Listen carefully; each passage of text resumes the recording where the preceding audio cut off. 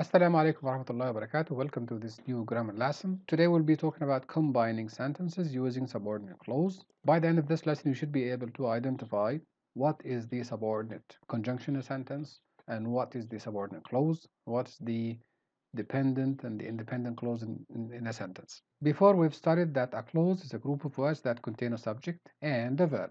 And if it doesn't have a subject or a verb, it can be called a fragment.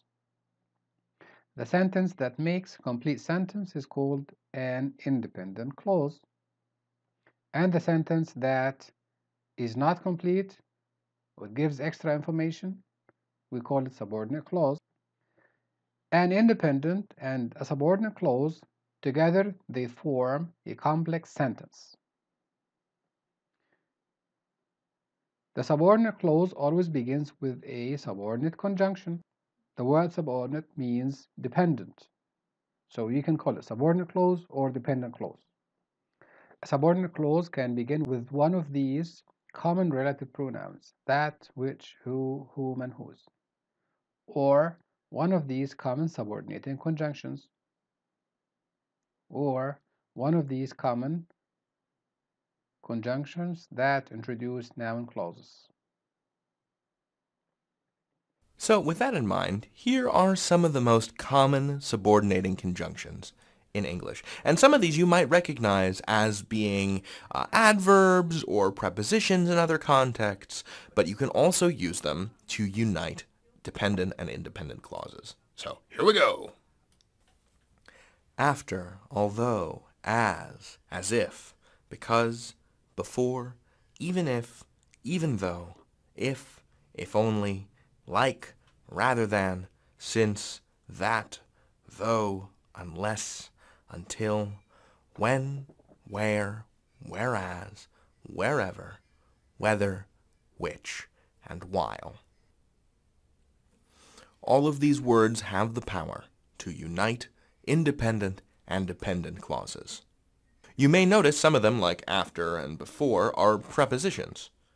They can be used in many ways. English is complicated, but I am confident that you can figure this out because you can learn anything. These are some of the subordinating conjunctions of English. David out. You can use subordinate clauses to combine short, choppy sentences into longer, smoother ones.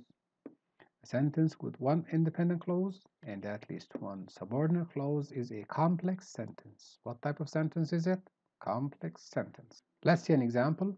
Here is the first sentence, and here it ends. And here is the second sentence. Two choppy sentences. How can I change these two choppy sentences or two independent sentences into one complex sentence? I will split it because the second sentence describes the name of the book, so I'll split it, and before the verb is I will insert, infiltrate the second sentence using the relative pronoun which. The main character of the house on Mongo Street, which is set in Chicago, is Esperanza. So we put the less important idea in the subordinate clause.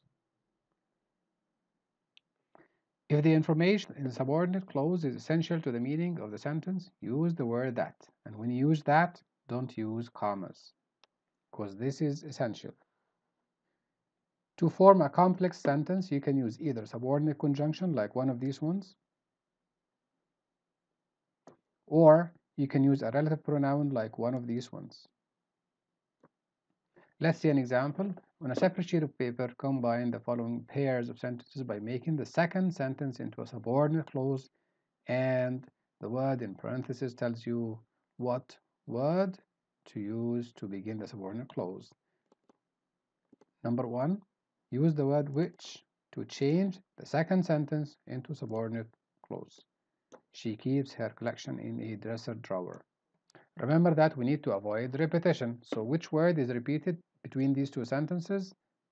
We have collection and also we have collection. So that means we don't need to mention the other collection. And we will put the relative pronoun direct after the first noun. here. So the sentence will be Erica catches butterflies for her collection. Which collection? Which she keeps in a dresser drawer. Let's take a second example. Julio watched ants climb the side of the watermelon rind. Second sentence. He was sitting in the tall green grass. We need to use the word who. As you know, who refers to people. So definitely there is a noun that refers to a person that's been repeated between both sentences. We have here Julio, and Julio is the same like he.